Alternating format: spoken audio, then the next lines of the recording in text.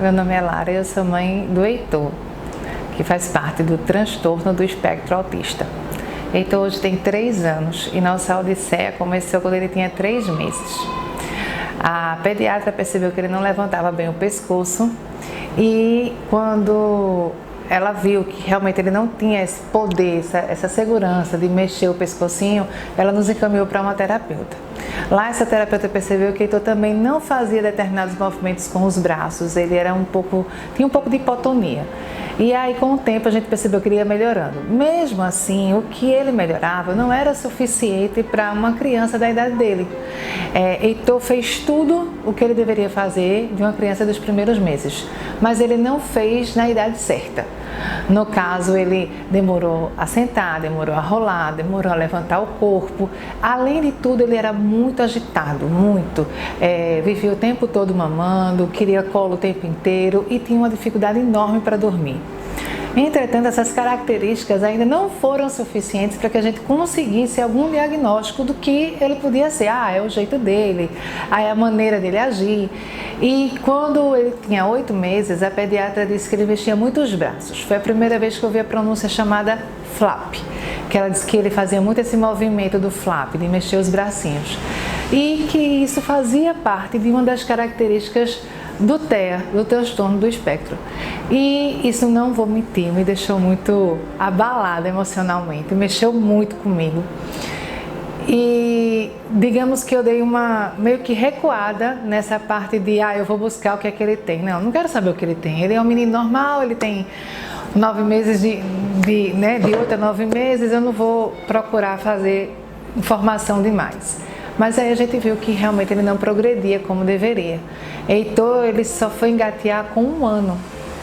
No dia seguinte ao aniversário de 1 ano foi quando ele engateou, geralmente é quando as crianças andam. Heitor só foi andar com 1 ano e 4 meses. Então, quando ele completou 1 ano e 3, que segundo a médica faz parte do limite, que ele já deveria estar andando, ela pediu para que nós procurássemos algum neuro para que fizéssemos uma investigação maior. E os primeiros neuros que fomos, digamos que não foram muito favoráveis. Ele não tem cara de autista. E ouvir isso de um neuro não é muito bom. Mas ele não está indo para a escola. Mas é porque autismo virou moda. Escutei muito isso. O autismo virou moda foi uma das frases que eu mais escutei. E a gente demorou muito para que conseguíssemos não só aceitar a situação, como também aceitar que havia possibilidade dele ser autista e de correr atrás, de encontrar um médico que desse um diagnóstico adequado para o nosso filho. A gente não teve, digamos assim, muito apoio no começo, porque ele tinha um jeito muito espontâneo, ele era muito alegre, ele era sorridente, ele brincava, ele ria. Não, criança demora a falar, criança demora a brincar. Tem algumas crianças que são fechadas, gostam de brincar sozinha. Heitor não era assim. Heitor era agitado demais, o tempo todo muito agitado, muito distraído, perdia a atenção com facilidade, não olhava muito nos meus olhos e isso doeu bastante no começo. Ele não mamava, quando ele mamava ele não me olhava no olho. E isso mexeu muito comigo na época, mesmo eu querendo dizer, não, ele não tem nada, ele é normal. Apesar de que a palavra normal para mim não é tão fundamental. E quando passamos a fase inicial de, digamos assim, luto, perda, o medo, aquela angústia de procurar sem saber exatamente o que estava procurando, porque apesar de já existia o transtorno, a gente percebia que ainda era tudo muito novo, porque a reação até dos próprios médicos era contraditória. Por quê? Porque eles esperavam uma criança grave, então não era uma criança grave. Uma das coisas que eu escutei que chamou muita atenção para mim foi o fato dele obedecer. O autista não obedece, o autista não escuta, a socialização do autista é diferente. E isso impedia com que eles fechassem o diagnóstico, até que eu conversando com a madrinha de Heitor, E ela disse: eu tenho uma amiga que vai lhe ajudar nessa jornada. E ela me apresentou a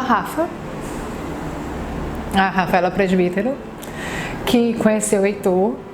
E apesar de ter me dado a notícia, digamos assim, né, que poderia ser a mais triste para uma mãe, ela me deu um porto seguro onde eu pudesse me apoiar. Porque a partir do momento que eu soube que meu filho era alguma coisa, que ele tinha um diagnóstico, eu já sabia que a partir daquele momento eu poderia fazer um novo caminho, uma nova jornada. E eu não me incomodo de Heitor ser autista, já me perguntaram até isso. Na verdade, eu acho lindo o jeito dele, porque Heitor tem uma coisa que eu acho incrível, incrível, incrível. Ele enxerga a vida de uma forma única. Ele é tão espontâneo, tão amoroso na vida, nas coisas ao redor, que ele abraça as árvores. Ele corre atrás das formigas, ele observa o balançar das folhas, ele abre os braços quando o vento está mais forte, e ele só tem 3 anos. Então, ver aquele ser humano daquele tamanho, que muitas vezes está tão agitado, irritado, mal-humorado, mas quando vem alguma coisa boa, nova, ele abraça aquilo ali como se ele fizesse parte de todos aqueles elementos. E ser mãe dessa criatura, para mim, não tem preço. Então, o diagnóstico não doeu. Doeu o medo do futuro, das limitações, das dificuldades. Eu não posso dizer que não fico estressada, não fico cansada, porque eu fico. E não posso dizer também que não é ruim o dia a dia. Mas é mais ruim pelas dificuldades sociais, financeiras como um todo, porque não é fácil ser mãe de autista de forma financeiramente falando. Mas ser mãe de Heitor, do meu Heitor, que é autista, é para mim hoje a melhor coisa do mundo. Então, não foi uma coisa assustadora no sentido de, e as limitações? Limitações estão aqui para serem quebradas. Limitações estão aqui para a gente passar desses limites, para a gente fazer mais conquistas. E Heitor tem um mundo inteiro pela frente, além do fato de que Heitor não é só autista, né? Heitor também tem uma dificuldade maior, que ele tem déficit de atenção, e isso dificulta um pouco mais o aprendizado dele. Mas não como é que eu posso dizer assim? Vai ser um pouco mais cansativo, mas não impossível. E aqui é a minha luz, a pessoa que eu sempre digo que veio para me salvar, tirar daquele lugar conforto e me dar um caminho maior para seguir, iluminar a minha estrada, que vai ser dura, mas com ele vai ser a melhor do mundo. Não solte nunca minha mão, meu filho, que eu jamais soltarei a sua.